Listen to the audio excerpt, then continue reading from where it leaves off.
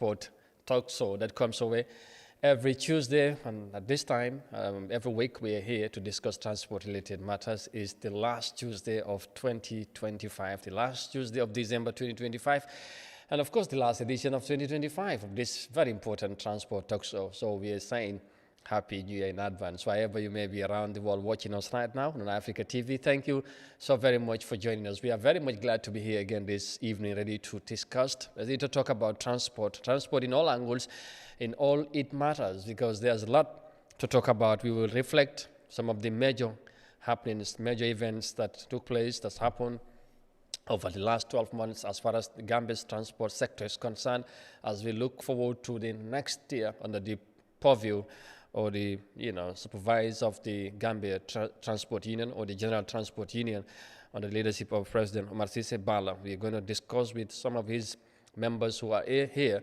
executive members, to extensively reflect, like I said, some of the issues about their development and engagement that transpired or took place, and of course in the year 2025.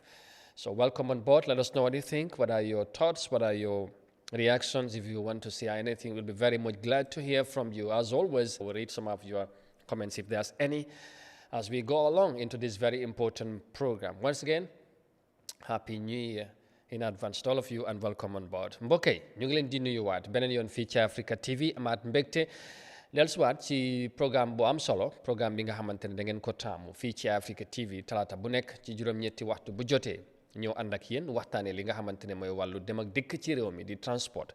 Ku wax transport wax li secteur bu am solo la, waaye tamit programme bi doon programme bu am solo.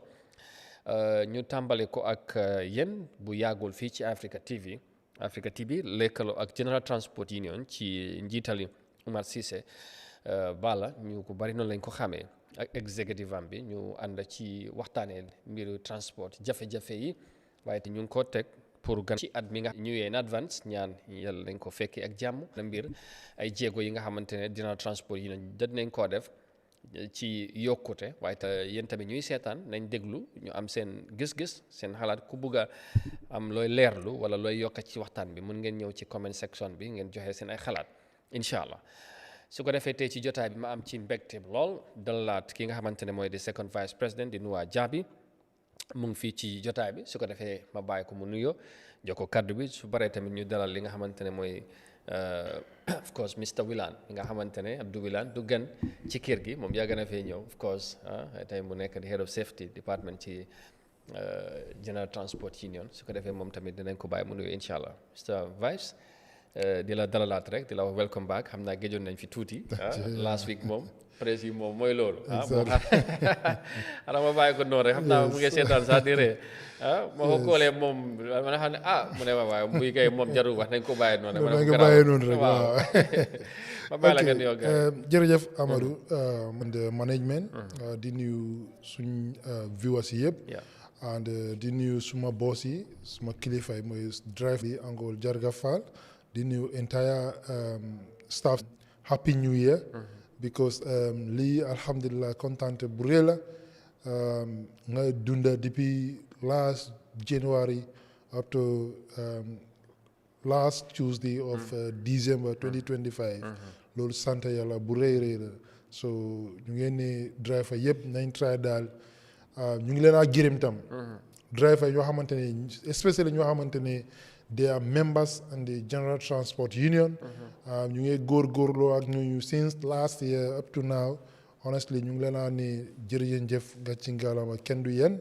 Kon di ñaax driver yëpp daal nañ try ñu def ndànk daal si yoon bi, especially si jamono buñ nekk nii. waaw waaye xëy na waxtaan dina ñëw foofu. incha allah dina ci ñëw lu yaatu.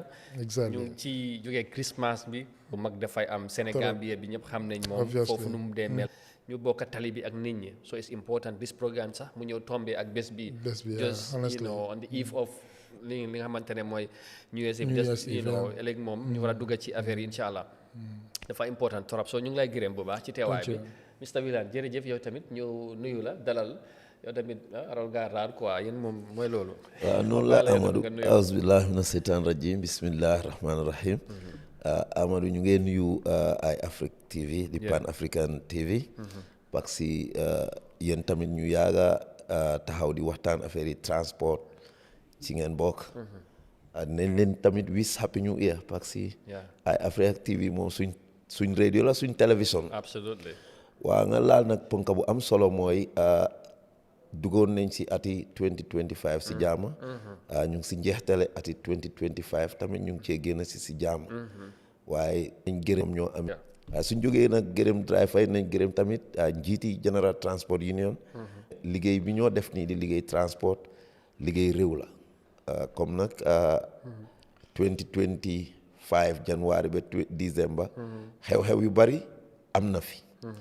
xew-xew yooyu am na yenn yoo xam ne bànneex la am na yenn yoo xam ne yokkute la waaye am na yenn yoo xam ne tamit tolof la suñ nag toogee tey si plateforme bu mel nii nañ mun a recapture waat lan achievements lañ ci am yal nañ yaakaar tamit ne yooyu dinañ leen solve ak yan ñooy jafe-jafe transport parce que dafa am solo transport bokk na ci ponka yoo xam ne mooy doxal réew mooy doxal économie réew parce que dama ñëw su amul rek comme réew tamit waxuñ ne du am waaye dina néew. dina sax waaw.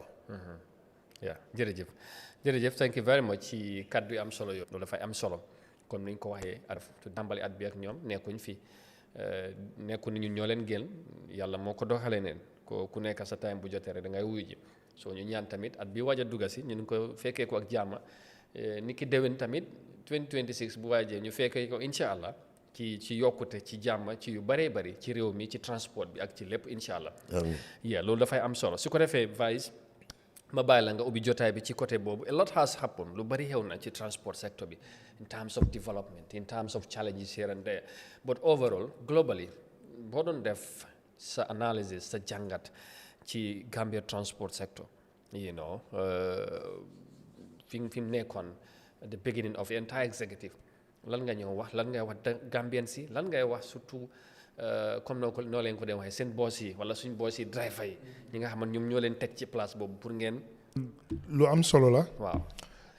comme dafa nekk rek comme like am na loo xamante ne like expect ma woon. comme like I'm not expecting. waaw exactly basically sax dinañ am topic boobu noonu fii waaye. waaw ba pare sax naa la wax ne xam naa ne duñ mun a wax yëpp. pour mu leer. understand na but like lu gën a important luñ achieve mooy because loolu achieve nañ ko not 100%. but like president I remember last year November dafa take promise askan bi ne. dafa try daal pour transport ñu am new policy. because dëkk du mën a dem without good policy. Absolutely. so da ngaa gis ne policy boobu noonu alhamdulilah rabbil alamin already transport am nañ loolu noonu. so without better policy in place. honestly transport duñ mën a dem fenn. so moo tax nag driver yu bari ñu ngi jooy like driver yi gisuñ suñ boppa si transport wala policy yi nag ñu ñëw teg lii amuñ policy. and also soo ñëwee transport motor traffic act boo xamante ne loolu la Gambia nekk di loolu moo nekk di doxal Gambia right now. mooy loi bi. mooy loi saytu wàllu transport. very good da nga gis ne loi boobu noonu. since balaa independent. 1948. understand since 1948 right. so da nga gis ne loolu noonu tam is outdated. absolutely. understand so general transport union try nañ engage government big government andi nañ new transport bill. draft one. loolu already def nañ draft bi. ba ñu invite general transport with so many stakeholders. pour ñu dem. ñu review ko. te review boobu noonu def nañ ko. te ba almost right now dafa war a pass to the cabinet. after from the cabinet mu dem si National Assembly. because moo mun a sut ak jamono bu ñu nekk tey. so waaye 1948 loi boobu noonu ak tey du benn. because 1948 soo ko xamee ñu ne time boobu noonu 50 oto moo am Gambia. so compared to tey ñaata 1000 oto ñoo nekk Gambia fii. and the same regulation moo nekk système bi. so moo tax nag dafa am solo trop muy General Transport Union under the leadership of Omar Cissé mu ne lii warta nekk. so ñu try ñu wax government ñu engage leen ñu def lu nekk. ba ñu andil ñu loolu noonu. kon loolu achievement bu rëy la si General Transport Union. su ñëwee itam dégg nañ understand nañ ne garage dafa ñàkk fii jafe-jafe garage jafe-jafe bu rëy la si wàllu Kombo fii especially Kombo fii waaye as I'm speaking to you am nañ almost ñaari wala ñetti garage ñoo xamante ne ñooñ seen alkaali dëkk boobu dañ tënda seen garage document to the union even today to Bakoteh am na garage bu ñu allocate dañu receive kayit boobu noonu te incha allah after the new year dañoo start process boobu noonu pour naka la ñoo ñëw so loolu yëpp ay achievement la yeneen ak ñeneen ak ñeneen so da ngaa gis ne am na yoo xamante ne loolu because dañ foog ne transport tey lu gën a disturb ñu mooy garage waaye suñu amee garage rek incha allah lu bari dina setulu bokk na si with the government of the Gambia about the security wise and all other operation aspect. Like you said, a lot has happened. I'm going to help from January to December. You'll go even see 2 hours. Talk less, you know, summarize. So basically, a few major ones she mentioned, and there's a lot more that happened basically in the transport sector, meeting with the stakeholders, of which 9-point agenda is still in the develop core, very well, engage the ministry, of which I know, and many other things. Of course, President Betamid, I know. And even that 9-point agendas, already the government of the Gambia has already established the committee, the task force for that 9-point agendas. So that one is a very, very big achievement for general transport because already government have all the stakeholders. Head of safety of the general transport union, go safety, so help them to accident here and there. At some point, the amount of accidents you don't but suñ xoolee xayma donte ne ba léegi mu ngi fu ne liggéey ngeen lu bari ci ba tax tey mun nañu wax safety nekkul only si transport industry bi lañ soxla safety waaye ñun dañ am gëm-gëm ne safety dafa war a sax si ku ne parce que li laa aar pour nga mun a aar keneen ak keneen loolu war-gari ku nekk la waaye nag suñ ne safety ci unity transport rek nit ñu bari seen xel lu moo laal mooy accident yow nag accident moom si suñ xam-xam bu gaata dañ ne nu moto yi gën a yokkoo rek noonu la accident yi di gën a bare ak tamit nu yoon yi gën a bare noonu la accident yi gën a bare waaye accident soo ko xoolee yëpp nekkul ne driver bi la accident dafa melokaani yoon bi mun na sabab accident jikko driver bi mun naa sabab accident jikko ñii jëriñoo yoon bi tamit mun naa sabab accident kon accident soo ko xoolee responsibility everyone neexut nag accident yi bari na si suñ réew mi waaye ci ñetti weer yuñ jógee nii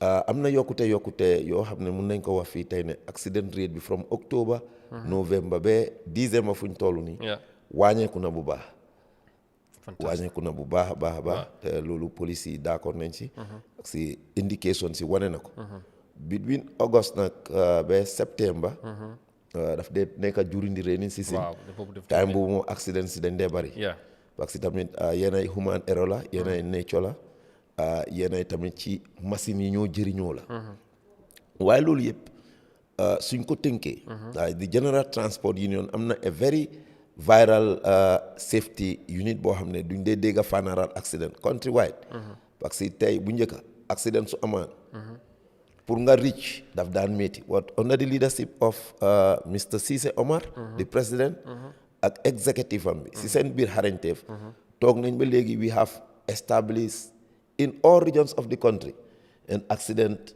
unit ñoo xam ne ñooñu seen liggéey ci biir union bi yëpp mooy affaire yi accident mu ngi mel ni comme léegi moto mun naa jógee fii Serekunda dem ba Jaara Sooma am fa accident doo nit pour ñun ñu jógee fii nii Banjul pour dem Jaara Sooma dañ lay wax rek ne nañ liis ak accident unit department bi nekk Jaara Sooma foofu pour ñooñu mun a handle da ngeen fexe bi am decentralisation dañ ko decentralise union bi in every department dañ ko decentralise nekkul dafa base ci combo bi nii non in West Coast regional bureaus yaa ngi fa yaa ngi am di regional executives ñi nga xam ne ñoom ñoo nekk di coordinate the regional operation aspect of the transport but within the offices am nga fa di operation team si region bu nekk su ma juumutee boobu la président jógoon fi after biñ ko tànnee waaw ngeen dem round all the regions ngeen def fa congress install for ay regional committees yi nga te regional committee yes regional committees yooyu tamit bi ñu leen installé through a congress te congress boobu noonu kenn amu si xel ñaar loolu achievement la parce que chauffeur yi ak borom oto yi nga xam ne ñooñu tamit foog ñu gërëm leen parce que ñoom ñoo ñu day jox employment ñoom ñëpp ñoo si pateek ak nguur gi ci boppam te gis nañ ne ñëpp ñi nga xam ne dañ leen saanil karta ci congress yu ñu dem noonu it was very transparent free and fair biñ defee loolu nag moom si xarañteefam ak team of experts yi moo liggéeyal si lañ ne nañ structure am di operational team in every region am di safety department in every region nga ne kon lekkaloo ci buntu accident su xewee base léegi-léegi yëg nañ ko ba pare xam ne ñan ñoo mun a nekk base pour taxawu accident boobu noonu ak nit ñi parce que safety department bi yëpp mooy naka lañ mun a jàngalee nit ñi ba accident bu mu bari ak su fekkee accident am na lan lañ mun a def pour dimbale ñi nga xam ne ñoom ñoo am ay loru si accident duñ em si loolu General Transport Union amaat na insight su fekkee nit bakkanam dafa des si accident benn tey amaat nañ di elders committee boo xam ne ñoom ñoo dee seere boor boobu noonu ñoom seen responsabilité la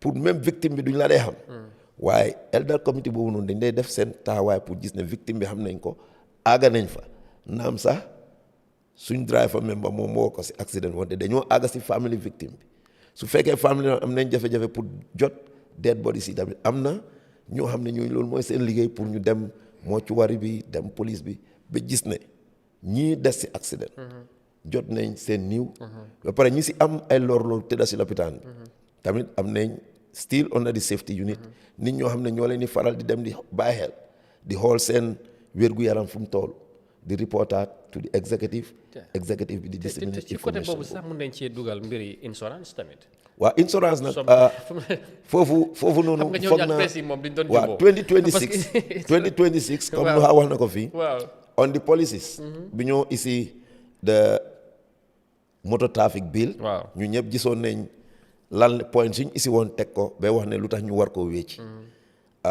président du dee yaakamti xëj na ñun sax ñu ngi yaakamti waaye moom soo ko waxee dafa ne lu nekk ak time am te am naa yaakaar ne 2026 we have to work with the insurance companies either this way or that way because the same law bi ñu wécci on the motor traffic act is the same law bi nga xam ne moo nekk on the insurance parce que these two laws all comes in 1948 kon léegi ñun suñ d'accord rek nguur nangu ne 1948 law bi suited to the realities as to the motor traffic act the same 1948 law bu establish insurance company suited to the environment loolu lu ñu war a xoolaat boobu nag bëgguma ko na wax fii waaye comme jeextali at bi la foog ñu laal ponka bi am naa ne insurance nag duñ dee bëgg a dégga ñu wax dama bëgg a mbiri insurance mu doone special topic ci at mii di ñëw bi nga xamante ne moom kese parce que dama si xam lu bari boobu yow yaay bañ dama inshallah because dama si dalal Omar ak boobu yow yaay bañ dalal ci ma benn programme mu dal si gars yi ñoom boobu bugga nañ sax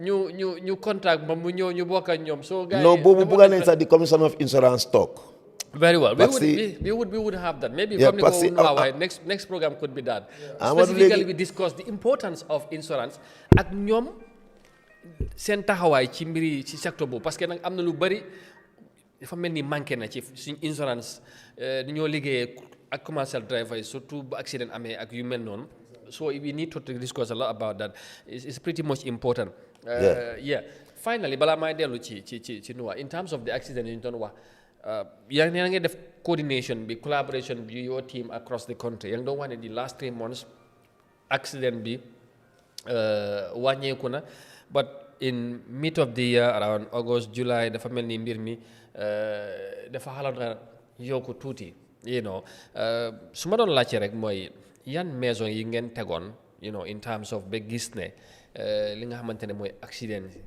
wàññeeku na ndax is it about sensitization ndax dafa am li ngeen doon waxtaan ak driver yi wala nit ñi ngeen doon wala daal da ngeen def sort of a collaboration with other stakeholders ba gis ne loolu tamit dafay am solo bëgg naa nga ñëw foofu tuuti rek Wilane den si ko defee ma dellusiwaat ci vice ñu laal ci beneen area. ok waa boor boobu noonu. waaw ci li nga xam ne loolu la ñoo faral di def pour accident wàññeeku. waaw bokk na si liñ si njëkk a jiital mooy advocacy. parce que union bi liggéeyam yëpp mooy pour taxaw gis ne. driver bi am na axaam ak yelleefam waaye lu driver bi am axaam ak yelleefam.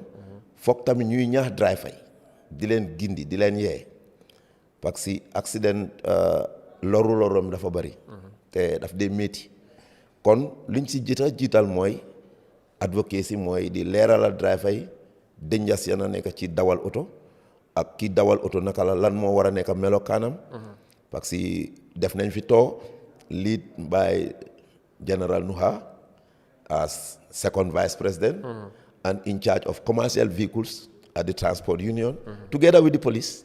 Boobu nag bu neex la woon very interesting. Okay. Boobu tamit nekk na boo xam ne driver yi jàngee nañ si lu bare pour driver xam lan mooy waru garam police bi nekk ci kaw yoon bi xam lan mooy waru garam kii jëriñoo oto yi xam lan mooy wari garam suñ jógee si loolu tamit am nañ so many collaborations with our line ministry ñoom tamit am nañ a safety department at the Ministry of Transport te ñoom tamit ñu ngi def all efforts di ñu support at all angles to trainings to many meetings to different seminars only on safety jógee si loolu tamit am nañ good collaborations with Red Cross the Gambia Red Cross ñoom tamit ñu ngi play a very significant role of recent sax ñu ngi develop a chart boo xam ne wherever accident happens comme lan lañ war a njëkk a def léegi driver yëpp xam nañ ne su accident amee loo war a ñu bari ne fa ne su accident amee police bi nga war a call non dëgg la war ngaa call police wante su fa deret tuuroo rek ak ku nekk ci yenn condition yi ñooñu kooku da nga ne first aid dañ ko soxla loolu dafa important am nañ fi on so many occasions drivers training on first aid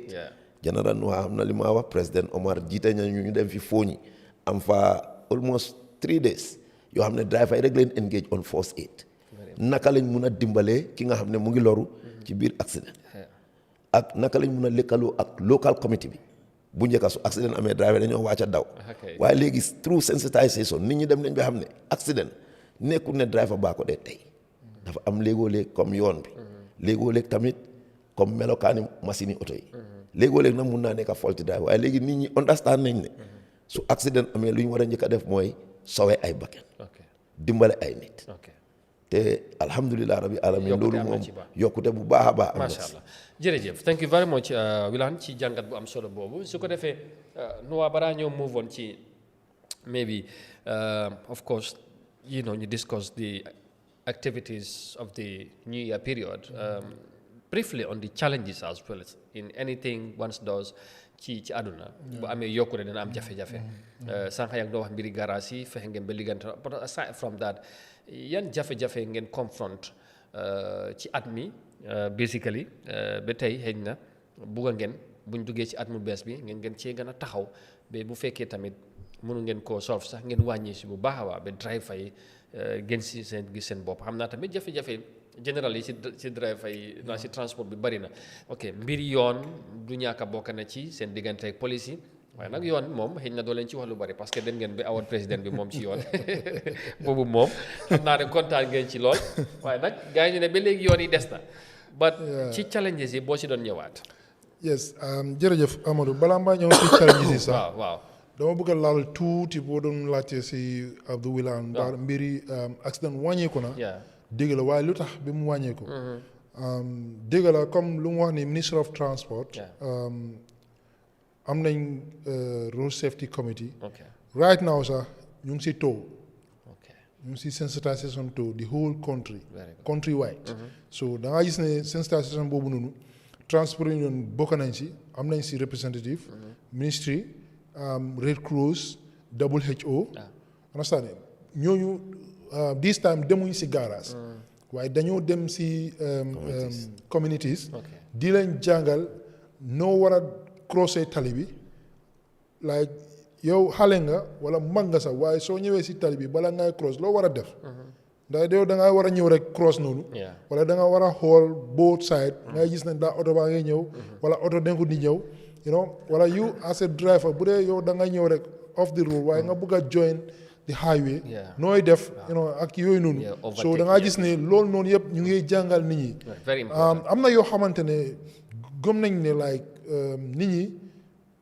yeneen saa yi dañ dee teeteelu sorry for that but am na yeneen saa yi tam comme ñàkk a xam la so dafa important tam pour ñu génn si bit di waxtaan ak nit ñi because di leen amale because da nga gis ne am na ñoo xamante ne ñooy su ñëwee rek duñ xool yoon ñoon dañoo ñëw rek bëgg a cross tali bi wala ngay gis oto baa nga ñëw fale like waaye yow nga bëgg a riitee oto bi waaye yow xam na kooku noonu ñaata ban front speed la nekk di ñëw understand so yeneen saa yi nag loolu yëpp am na solo trop te bëgg naa si too buñ defoon ak commissioner Kinkoli mu lu mu wax nii tam because loolu tam police command dañ gis ne accident bari na te am na yeneen place itam dëgg la balaa accident bu am nga téye driver bi di ko tëj di ko nii waaye ndax jaru tam pour commission of mobile police mu génn ak transport ñuy dem si garage yi di waxtaan ak driver yi ni ngeen dee dawee wàññi leen seen speed wala def leen nii wala def leen nii wala yeneen saa yi sax boo gisee lii mu ngi xew kon nga xam ne lii moo war a xew kon wàññi sa speed wala you know together with the Red Cross accident honestly mun nañ ko discuss ba wàññi ko waaye du mun a génne totally very good so moo tax nag ministre yi seen taux bi sax Red Cross bokk nañ ci because Red Cross ñooñ seen part bi si taux bi dañoo ñëw ñu ne ok accident du ñàkk waaye su amee loo war a def you as a community member loo xamante ne yaa ngi si dëkk boobu noonu accident occurred already so léegi yow loo war a def pour dimbale victime yooyu noonu te loolu dafa am solo torop te suñ jógee foofu noonu jafe-jafe yi ñun nag suñ méjoo jafe-jafe si man nag mooy mandatory fine mandatory fine bokk na si jafe-jafe yoo xamante ne ñun as transport union ñu ngi ko face te suñu driver yi ñu ngi koy joytu ñu ngi wax lu nekk pour ñu try naka la ñoo mun a wàññi mandatory fine bi. waaw mooy mandatory fine ci tënk rek mooy fayee ko bi nga xamante ne police yi ñu ngi ko fayee ko driver yi. si saa very good ci tànga bi. si tànga bi. te xëy na sax te ñu ne la soo fayutee. waaw doo dem. dañoo paak sa moto bi. yes and foofu noonu loolu wax naa ko fii. ba waxaat ko ma ne ñun d'accord nañ ne punishment without prostitution loolu moom dëgg la moom. si loi la nekk. waaw te loi moo ko wax. waaye soo ma punishee. loi bi tam jox na ma right man tam. ma fay loolu noonu for within 2 weeks. waaye ñun nag fii mooy problème police yi nag ñu ne óoluñu driver yi pour ñu bàyyi la nga dem ndax soo demee doo ñëwaat pour fay loolu noonu waaye man dama ne loolu warta nekk ak issue because yow yaa ngi amee suma particulars yi yaa ngi amee suma véhicule number yaa ngi amee suma licence bàyyi ma ak suma insurance nga jox ma document boo xamante ne police ki ma téye rek driving licence mun naa ko woon loolu ma ne ko ne man si lii laa nekk waaye maa ngi koo fay su paree rek naa am suma driving licence police suñ communiqué rek loolu noonu si seen moromi police yi dinañ gën a understand loolu noonu waaye nga téye driver nga ne ko ne da ngaa fay mandatory fine $2,000 yi te doo move an inch fekk nag fay loolu wala kon bàyyi sa oto bi nga dem te oto bi noonu oto boobu noonu moo ko war a jox xaalis pour mu ñëw fay fine boobu noonu so loolu logically it doesn't make any sense so ñun lu ñoo feel mooy driver soo téye driver nga jox ko receipt bi driver bi bañut pour fay driver yoo xamante ne dañ dee joxe complaint yëpp kenn bañut pour fay receipt bi waaye luy problème bi mooy ngay téye suma oto bi tey nga ne doo dem en tant que nga fay loolu noonu te loi bi waxu ko noonu. moom am na right pour mu dem within 14 days that's 2 weeks mu ñëw fay loolu noonu waaye yow nga ne déedéet because yow amuloo like loo xamante ne moom su demee mun na dem liggéeyam am na yoo xamante ne like buñ xool ne like man maay Amadou. wala man maay Nuha lii laa bëgga pour mu nekk fii Eyeafrica mu nekk noonu déedéet. léegi nañ xool loi bi tam. because yow yaa ngi punish li kii ngir loi te the same thing yaa ngi yaaxal loi boobu noonu tam te yow yaa war a enforce loi bi yow yaa war a enforce loi bi moom itam ki nga xamante ne moom nga nekk di punish moom itam am na right definitely boo léegi yaa ngi yaaxal right am understand so mooy challenges bu rëy boo xamante ne ñu ngi ko am si jamono bi moo tax nag bokk na si suñ 9 points yi pour ñu discuss ko and also foreign vehicles yi loolu challenges boo xamante ne ñun as transport union ñu ngi si kawam bu baax a baax pour ñu try engage government naka lañ koo defee because government dem nañ ba ñu assoné dëgg lu ñoo nekk di wax dëgg la waaye lii country to country la doo jóg rek nga web si kawam loolu mun nañoo yaxal feneen because ñun Gambia lañ am Gambia mooy suñu réew mi waaye ñeneen itam ñoo moom seen réew mi yow soo nee fii suma réew la ñoom itam dañoo nee fii suñu réew la te ñun nag dañu war a bàyyi xel foofu noonu bu baax a baax ndax Gambia benn bunta lañ am so suñ tëjee bunta boobu na ñun amuñ fu ñoo dem xanaa si géej bi kon loolu noonu tam jar na bàyyi xel waaye ñu ngee ñax nguur gi tam ñu jàppale ñu si fànna boobu noonu ak nu mun a gën a gaawee ndax suñ njaboot yi ñu ngee joytu ñu ngee fees lu nekk pour ñu naka la ñu mun a liggéey ñun as union gom nañ ne mun nañ demante like oto yi mun nañ Gambia driver yi mun nañ fi jóg dem Guinée Conakry dem Mali dem Sierra Leone freely Guinée Bissau ñu ëpp fa ñu wàcce fa client yi te ñu ëpp fa client yi ñu ñëw Gambia comme Guinée Bissau ak Guinée Conakry ak Mali nuñ ko defee fii so waaye bu dee loolu amut kon ku nekk nga am foo war a am because fii driver yi bari ñu ne suñ demee Guinée Conakry duñ dee am fu ñoo ëpp because garage yu bari si biir kër lañ nekk te doo dem si kër jàmbur nga dem fa ëpp mun nga fi ëpp client dem Guinée Conakry wàccee ko foofu noonu waaye soo ñibbisee doo am client te loolu losses la loolu losses bu rëy la kon xanaa nga yoru ñëw ba boori Sénégal nga faatu si yoon bi ñëw te loolu noonu kenn du mun a génn otaam bi ngir loolu noonu so am na yoo xamante ne government mun nañ si waxtaan ñu seet naka la ñoo mun a defee loolu because suñ government ñoo sign ECOWAS protocol kon dañu war a teg affaire yi si yoon loolu jafe-jafe bu rëy la am ngeen ci yaakaar ci at mii di ñëw yes am nañ 100% yaakaar incha allah and oda jafe-jafe ba mooy ñàkk a garage dëgg alhamdulilah ñu ngi am tuuti waaye ba léegi nag mu ngi des lu fi gën a des nag mooy central garage yi am nañ pocket garage am nañ garage yu ndaw loolu baax na waaye central garage moo xamante ne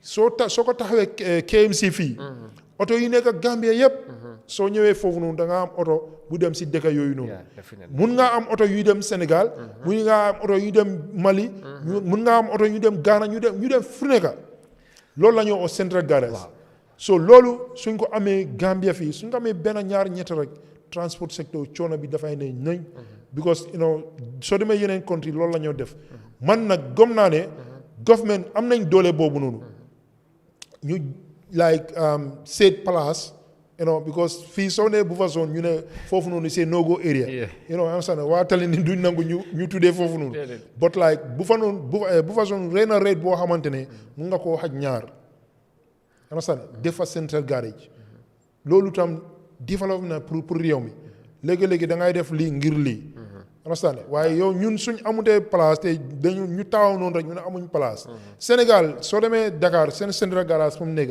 ay kër yi ñoo fa nekkoon waaye nguur yi ñoo leen compensé ñu daanal kër yooyu noonu ñu def ak garage te garage yooyu noonu mu ngi andi koom-koom si réew mi so the same thing ñun tam bii la loolu lañ bëgg a fii nii so loolu big challenges la loo xamante ne transport amu nañ ko te incha allah loolu itam yàlla suñ jàppale daal suñ ko amutee biiri KMC sax waaye xëy naa dinañ am very well because biiri KMC boobu waxee moom ñu bari ñu wax ne suuf bi ndax place bi am na because that's one of the real issues yi nga xamante ne na I think mbiri suuf bi tam because last time man amoon nañ waxtaan ak mayo si boppam mbiri garage issue bi waaw xam nga Gambia lu ma doon wax always rek dañu war a bàyyi affaire yi politique fale ñu seet lan mooy interest réew mi absolutely understand because mayo si boppam wax nañu ne am na yeneen place ñoo xamante ne ñooñ dañ foog ne council ñoo moom place boobu noonu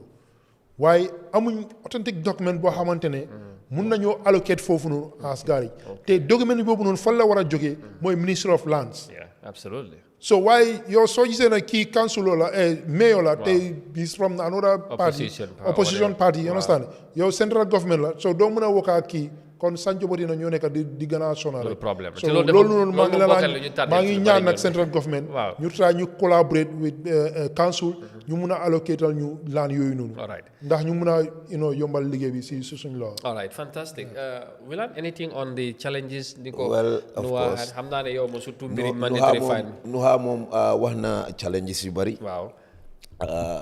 from a legal point of view. Mandatory fine moom. I think boobu ñun kenn duñu tere te duñ ko wax parce que nga gis nga mandatory fine bi nii. waaw. gars yi dafa am dañu nekk di fayantoo boor boobu noonu let's call a spade a spade. ñoom ñaar police yi. police bi woo minister of justice woo the minister of finance and minister of transport. ñoom ñëpp bàyyi ma kenn ñoom 4 departments yëpp. xam nga lu tax. waaw. on the receipt is clearly stated 14 days gracing time to pay police officer bi am na doole pour jël amend that 14 days with a pen. mu def ko with immediate. daf koo scratch man maay laaj léegi the minister of justice. the IGP the minister of transport. ban doole la police am a state document boo xam ne dañ ne loi la nuha daan naa ko 2000 bi nuha daf ko war a fay within 14 days man bii ne police officer ma jël pen bu ma jënee $5 scratch 14 days boobu. This is the problem. The other aspect is a room for corruption. Mandatory fine nga ne na driver bi fay léegi. ci saa si. is a room for corruption parce que man moomu ma moto bi man dañ ma employ te suma biir employment boobu dama am agreement ak nuha borom moto bi ne dee bi dama am lu ma ko war a jox. léegi soo impoundé moto boobu noonu yow sa boppa yaa nga loi of course. léegi yow loo ma bëgg a def yaa ma bëgg a forcer pour fay si yan conditions lu moo isi daa ma ne room for corruption la lu moo isi mooy damaa dem find an other alternative to crop that police officer loolu dama mention the minister of finance ñu ne su fekkee ne ñun bañuñ ne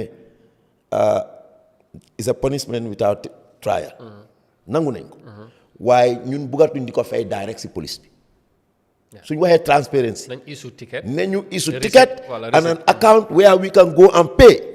foofu sax ma ñëw foofu. I think. police yi commencé nañ loolu noonu. pour fay ko si banque. ñun amuñ. They don't communicate to us officially. Officially, because of our advocacy. But last week, I have a call from a true driver, Serekunda police station. Dañ leen téye. ñu jox leen mandatory fine. ñu ne si bank nga ko fay. But the issue is like kooku dafa tombé like on Thursday la woon like yes Thursday la woon. dafa tombé public holiday. banque yi liggéeyuñ. On Friday. banque yi liggéeyuñ. Saturday. banque yi liggéeyuñ Sunday du liggéey. so like ma ne like good ñun as transport yi noonu lii la ñu advocacy lii la ñu uti pour police yi du ñu bind receipt ñu ngay fay police ñu loolu la ñu wax waaye suñu bindee receipt ñu dem fay ko feneen mooy yow bind nga am receipt man ma dem fay ko banque waaw da nga gis ne corruption du am but like now yow nga téye ma nga ne suma oto du dem from Thursday Friday Saturday Sunday nga expect ma fay la about 2000 wala 3000 naka laa ko fay. This is the problem. naka laa ko fay. affaire la because ñun ñëpp xam nañ ne we all agree that Thursday public holiday la woon.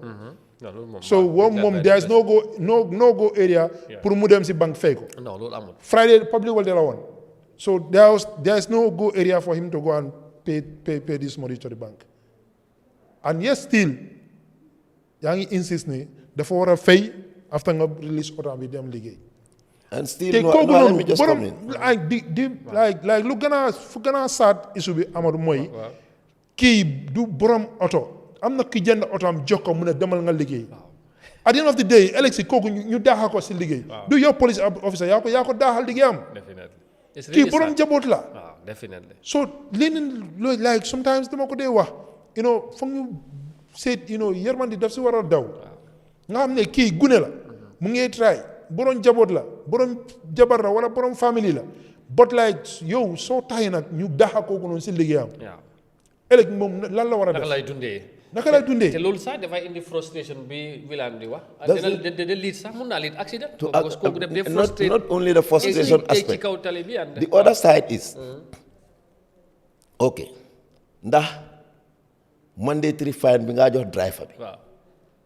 soo xoolee tuddi motor traffic ak bi nga xam ne ñun tamit digest nañ ko léegi comme ni ko police bi digesté ndax every offense da nga war a charge 1000 and above So they made to the mandatory fine. They charge the minimum based on the offense. Mamuna cause an offense for parking my vehicle at the wrong point. Yeah, wrong parking. Wrong parking. For example, no have been a police officer know Joma mandatory fine 2,000. And other officer know the same offense, Joma mandatory fine 1,000. Which is which? You know, easy. The offense as to the charge at their minimum, whereby I will pay. Go to Senegal. The police is making money for that, for the state. Yeah, very Though well. you police fee, they are not revenue authorities, but they are collecting revenue and putting it in their pockets. This is the fact. To which your These are visible facts. They are not revenue collectors. Yeah, definitely.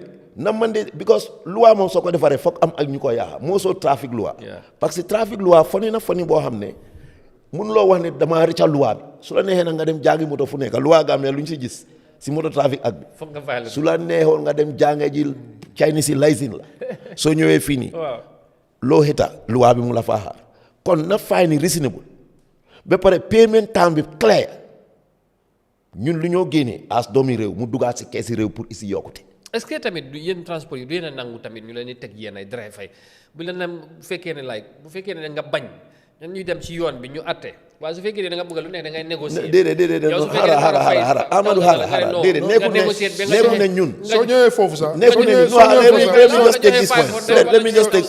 ne ñun ñoo nekk di dañ bañ a liggéey. according to the law sorry Wilane may ma according to the law mandatory fine xam nga balaa nga maa bind receipt dama war a nangu ne man as driver dama war a nangu ne lii offense bi lu ma def dëgg la maa tooñ maa jum nga doog a maa bindal waaye that's not the case time bi nii Amadou binda rek police suñu la nee paagal bala ngay wàcce si oto bi rek moom commencé na di bind soo ñëwee rek lu moo laajte rek mooy sa tur mu binda ko foofu Dieng waaw ba pare mu ne la fay demal nga dem fay kooku noo demee ko lan laa def man comme lu may waxee rek like man jox ma receipt nga ne ma fay tey man like ñëpp xam nañ ne Gambia soo ne mbiri code jarul code bàyyi ma fay rek exactly Amadou man daf ma dal Westfield dama ñëw maa ngi si biiri oto si van wall mobile xam nga driver su ñëwee foofu noonu dañ léeg nga egg si kaw slab bi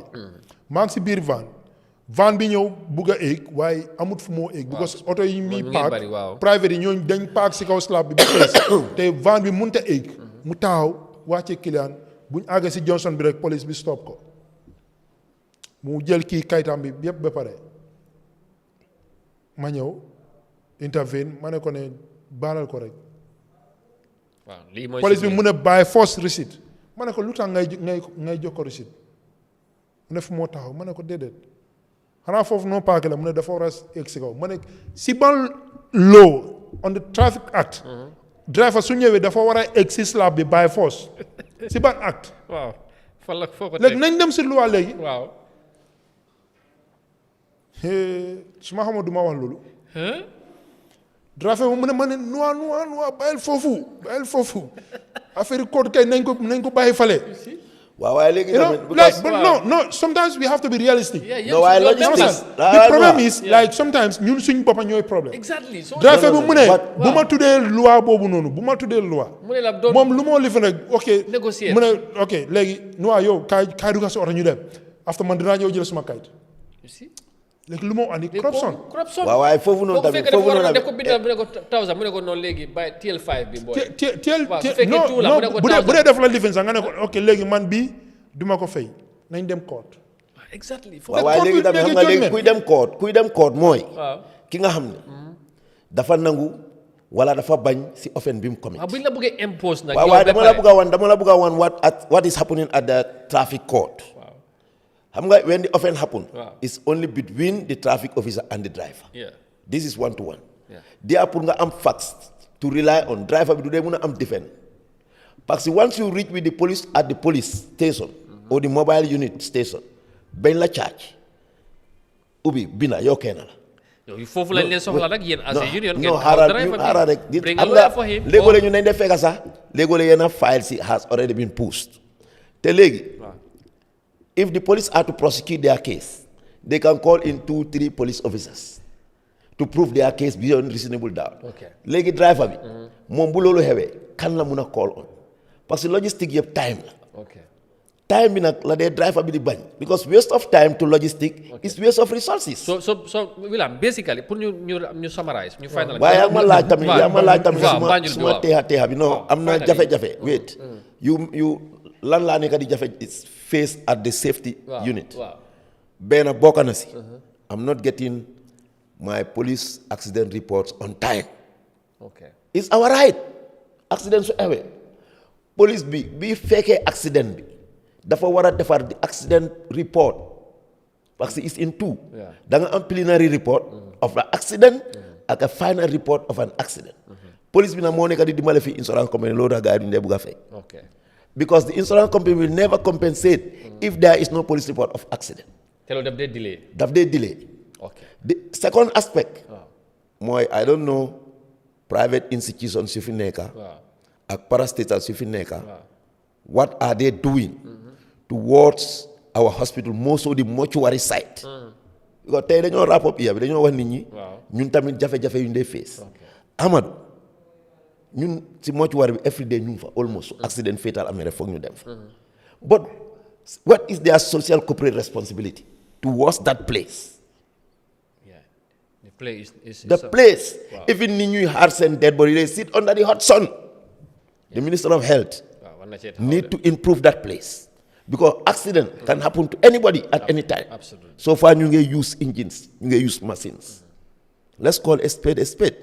Foofu tamit bokk na si jafe-jafe am anytime man su ma fa taxawee su ma naw bi daf dee dog.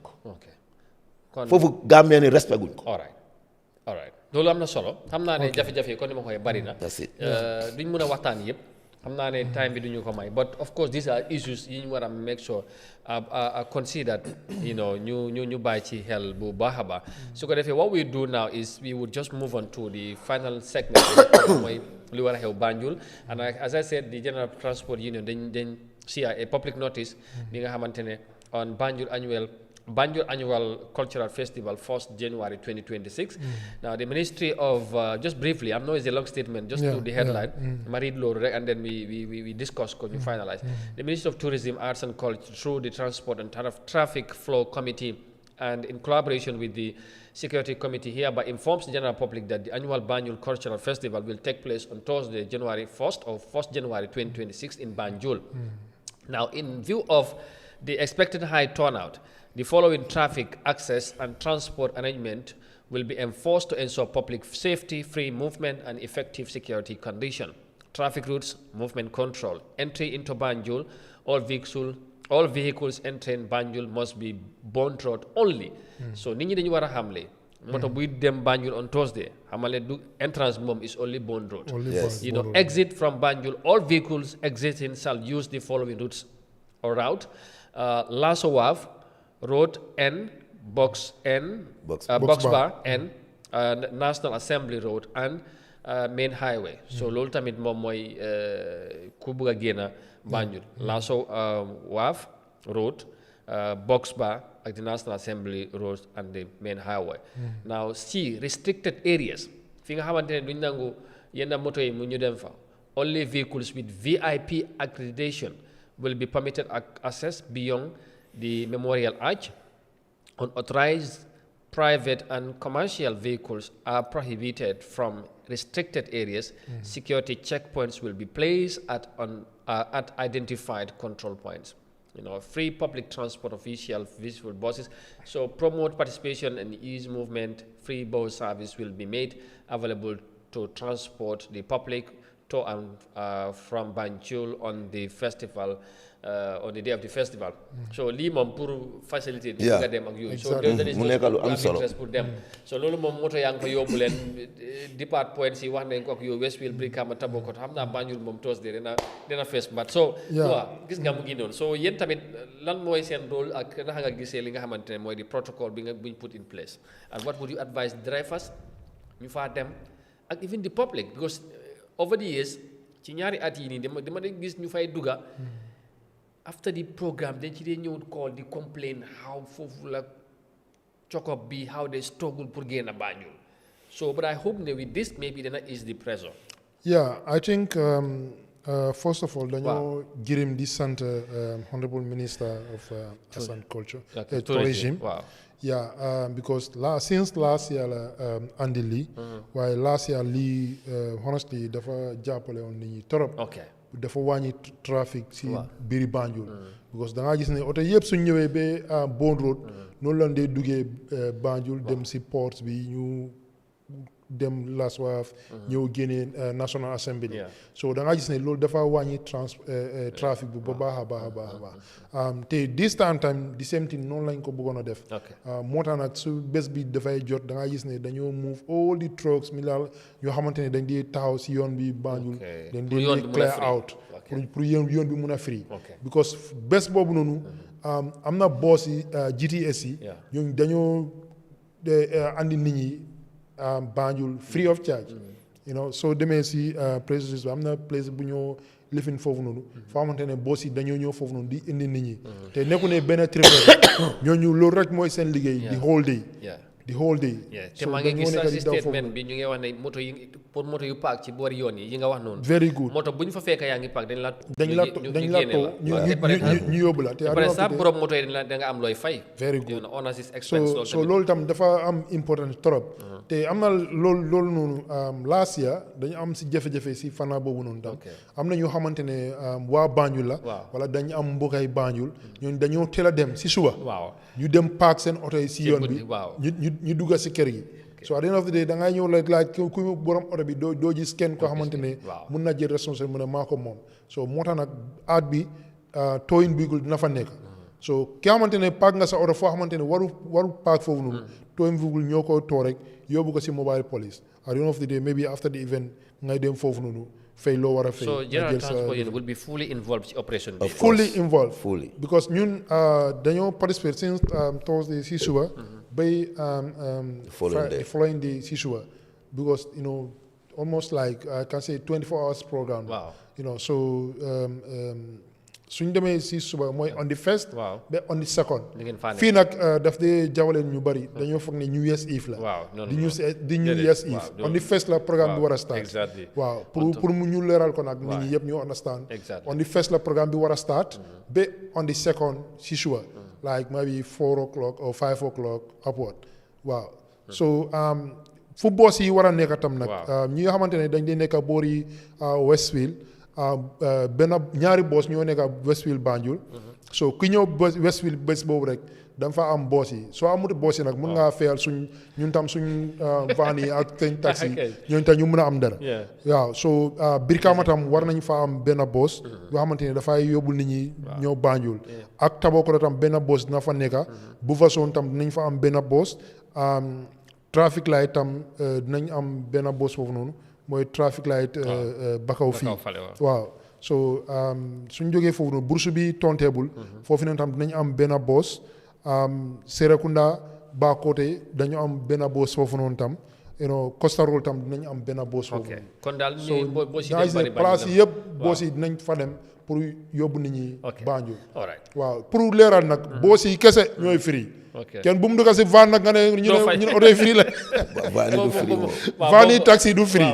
accès bi du passenger ñooñu du free. te soo bëggee mu gaaw moom foog nga jël van yi wala taxi. te soo bëgg nag gaaw nag aaga Banjul te xam naa Banjul noo si gën a teel a aaga foofu noonu. moo gën si yow because si nga dee gën a enjoy programme. waaye soo toog ba guddi nag. honestly pour nga am accessibility bi benn mbir tam ñu wax ko fii. Amadou mbir mi organise suñ ko pour ñëw lor nit ñi. waaye am na ñoo xamante ni dañoo ñëw naxasal affaire yi. di sàcca nit ñi seen alal di kof nit ñi seen mobile yi di def loolu noonu sécurité dina fa nekk. police yi ak PIA yu dinañ fa nekk. koo gis nag nga suspect ko kii sàcca la wala nga suspect ko dafa sàcca alal jàmbur. demal nga report ko si police yi. because si police yi nag dinañ nekk si biir mbooloo bi foofu noonu waaye mënuñoo gis fu nekk. so you as a good citizen yow tam police nga. soo gisee naka su dul noonu rek demal si police nga report leen nga wax kii dafa sàcc mobile jàmbur. ñu ñëw téye ko nangu ko si loo xam. waaw. all right very important maybe Wilane finally yow tamit lan ngay tëjee ak of course xam naa ne ku wax façon event bi da nga wax safety. xam naa ne comme noo leen ko waxee da ngeen fa involve transport union and I think you also will be on the ground so lan ngay advise driver yi surtout in particular pour ñu gën a bàyyi xel waaye tamit nit ñi comme noo ko waxee parce que ku nekk safety si sa bopp lay commencé. soo déggee nga ne da ngay aar kaaraange sa bopp ngay ñekk aar balaa ngay aar keneen so lan ngay advice in a day like or even like this pour nit ñi gën cee bàyyi xel. dama njëkk a wax rek happy new year to every Gambian. And then tamit wax bravo to the Minister of Culture, Arts and Culture, and the whole Minister of Tourism and all ministries. And then happy new year to the President of the Republic to all Gambians. Comme na ko waxee rek Amadou ñun suñu waxee about transport rek ñun safety aspect la ñu xool te stratégie bu gaay teg nii is very good parce que ñu ñëpp xam nañ ne Banjul Island la léegi suñu ne moto yu war a dugga Banjul yëpp on that Banjul cultural night ñëpp dañoo dugga Banjul te amuñ benn control mécanisme problème si dañoo bari waaye nag suñu ne safety bés boobu man tey dama ko jël opportunité wax ak ndaw ñi comme ni ko nu waxee sécurité bi nañ fa présent looloo tax pour ñu ne la transport dafa important dafa am sécurité koñ inside transport loolu tax tey nga gis transport union ñëw pour partake ñun dinañ mën a wax ak suñ driver waaye kilifa bële bàyyi doomam mu war a dem Banjul nañ wax ak seen ndaw drug abuse bokk na si lu dee gën a cause accidents drug abuse bokk na si lu dee gën a isi jafe-jafe in programmes yu mel nii te sécurité bi nañ fa nekk de amuñ ci rek bàyyi xel sàccakat yi drunk and driving is an offense képp koo xam ne yaa ngi am sa moto nga xam ne da nga koo jox sa doom pour mu dem Banjul ngir yàlla na gaay wàññi mandi bi te loolu sax mun nañ ko generalize even within luy xew ëllëg New Year Eve bi across the greater Banjul area across the greater Banjul area muy Sénégambia muy turntable muy traffic light muy Westfield xeetu mandi ak façon bu munti doon nit ñi dañ ci war a moytu nañ ko moytu suñ moytoo loolu soo bàyyi xel to statistics mun naa la 50% of accidents are alcohol or intoxicated related incidents substance ñoo jëloo te suñ dëkk bi nañ ko waxte dee xeeti mandi yi bari nañ fi pour rek bamtuwaat lu nu xaawa bu kenn dawal sa moto fekk yaa ngi mandi bu kenn amee bagage yi nga xam ne dañoo mandiloo nit sa biir moto sécurité nañ fa nekk waaye biir dugga Banjul bi Bon Road pom yéen ñu ko xamut mooy soo jeexalee mile 2 bala ngaa duggi Banjul tali bu dugga dem sa ndeyjoor boobu mooy Bon Road foofu mun nga faa duggee biir Banjul mu ne nag tali yu la tere biir Banjul bokk na si aaj bi bokk na si Marina Parade bokk na si Gloucester bokk na si Primate yooyu tere nañ ko only VIP moto nguur ak moto servicemen di ngeen fa fekk ay tabla yu visible mooy fi ngeen mun di toll di ngeen gis foofu ay tabla ak ay sécurité yu laa wane ne fii mun leen faa jaar yoon yu leen jox pour jaar pour soo duggee Bon Road sooy génn si ñu ne mun ngaa génnee Lasowaaf mun ngaa génn see box ba join si cati aaj bi mun ngaa génn see si National Assembly bi lii yëpp dañ ko def pour kaaraange pour nit ñi mun a free movement ak movement bi nit ñi mun a dem seen solo nu waa war na fi tamit lu am solo nga teel a ñëw nga ne Banjul laa dëkka paak sa moto sa koñ dem beneen koñ waxtaani loolu nag nañ winc moto yi te suñ ko wincee amul rafetal da ngaa fay da ngay fay jërëjëf Abdou Wilane ñu ngi lay sant di la gërëm di la jaajëfal ci jàngat bi xam naa comme ni nga waxee ñoom ñooy VIP ñoom seen moto yi ñoom fu leen neex la ñoo jaar ñoom ñun da dee tànkale ñoo nekk di roté di bàyyi xel nit ñi ñun dañu am te am na sticker bu ñoo jaay tam ok waaw farnal waa am na sticker bu ñoo jaay 400 la bu dee da nga bëgg a taxaw fu VIP dee taxaw you know you can communicate committee bi dina la jaay sticker bi nga tey ko sa oto rek you know te dañ la recommence VIP nga paak ba so after event nga ñëw rek dugga sa moto bi loolu moom it dafa ànd ak cost all right loolu moom di nga collaborate ak the organizing committee and all that Amadou time bi jeex na jërëjëf waaw jeex na ma ñu ngi laa jaajëfal waaye benn mbir nag dama bëggoon a wax gis na mobile commission of mobile police King Koli dama ko ñaan ëllëg na try police ami sax buñ mount checkpoint si suba waaye starting from 5 o'clock ba guddi nañ mantu checkpoint. and undocumented. ëllëg dafa nekk bés boo xamante ne. ñu mënut oto. ëllëg lañ dee dawal oto. ñoo xamante ne ñooñ mus ñoo dawal oto. ëllëg lañ dee sàcc oto yi. ñu dem dawale ko. te accident yu bëri daf day xew. New Year's Eve. so loolu noonu maa ngi ñaan nag King Koli ak gaayam nañ try nag ñu buñ gis ne tey ñu yàlla nañ bàyyi ku nekk rek def lu la neex. non ñoom sax xam nañ loolu. I think ne danañ xaytu yi danañ yokk sécurité bi. pour aar nit ñi sécurité bi dinañ ko yokk nag xale yi danañ génn ñu bari nañ génn te loolu dañ leen war a aar. That's pretty much important. Thank you very much. Jammeh, the second vice president of the General Transport Union. Thank you, Abdou Wilane. Thank you. Happy New Year in advance. Thank you too. ci taxawaay bi ci liggéey bi and I know as we get along next year the program will keep growing danañ ko gën a yaatal. We're looking for partners and all that ñu am sponsorship bu ñu amee sponsorship we can extend the program to 2 hours. We can take calls here from the listeners and everybody out there and loolu yëpp mu ngi ci pipeline bi inshallah. Thank you so very much. ñu ngi leen di jaajëfal bu baax di leen sant di leen gërëm di leen wish happy new year in advance di leen ñaanal tamit ñu fanaan ak jàmm ba ñun incha allah suba ñu dikkaat ci beneen édition ci suba Good Morning Africa pour nañ ñëw continuer waxtaan ci yeneen ci réew mi di leen wax jërë ngeen jëfati ba next week incha allah have a good night bye bye. wét gu yaram mu ngi dooree ci liñ am ci suñuy palaat loolu nag moo tax buntu liggéeykaay United Nations seen bànqaas bi dox na ci wàlli tëddalini dund ak mbayteef di Food and Agriculture Organization of the United Nations ak ministry bi saytu wàlli wét garam gi ñoo jàppalante nag ngir gën a yokk nag lépp loo xam ne mu ngi jëm ci wàlli sartay niw teg nag ci wàlli ñami tànneef yi nga xam ne nii danañu jàppale ngir nag ñu mun a mottali lépp loo xam ne aajo nañ ko ci ñam yu sell lii nag ngir yéwénal wét gu yaram di ñu aari tamit ci ay jàngoro jëfool juróom benn xeeti ñami tànneef yi nga xam ne nii moom lañ faral di lekk bés bu nekk ñami tànneef yooyu nag mun naa nekk genn wàlli booli maalo wala genn wàlli mburu tàppalaapa lii nag ci ñami pepp yi bokk na ci tamit ak ñam yi nga xam ne ñami reen lañ lu mel ni ki ñam bi ak pataat ngir nag ñu mun a am dund boo xam ne nii dana sell te jag ci ñun ñu tànn nag ñam yooyu nga xam ne nii tamit nekk na mbiram lu mel ni ki maalo mu sell ak wala fëriñ ak ñu yokk ci nga xam ne nii dana ñu yokk ñam yu sell lekk nag mu commencé ak tànneef yoo xam ne nii dana yomb ci li nga xam ne loolu la ñooy lekk toftal nag sarta yi nga xam ne nii tëral nañ ko ci wàlli ñami tànneef yooyu ngir yokk ñu nag kattan ci ngën a yaxanal nag suñ wét-gu-yaram di wét-gu-yaram Gambia bu gën a sell